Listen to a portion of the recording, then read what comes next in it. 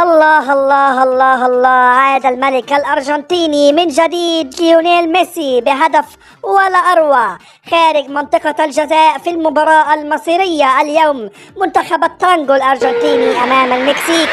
المنتخب الأرجنتيني يبحث عن الفوز بأي طريقة لكي يضمن التأهل للدور المقبل، وهنا جاء المتخاذل الرائع ليونيل ميسي من خارج منطقة الجزاء بوم بيسرى أرضية صاروخية سكنت شباك المكسيك ليعلن عن أولى أهداف منتخب الأرجنتين في هذه المباراة المعقدة وثاني أهداف ليونيل ميسي في هذه البطولة.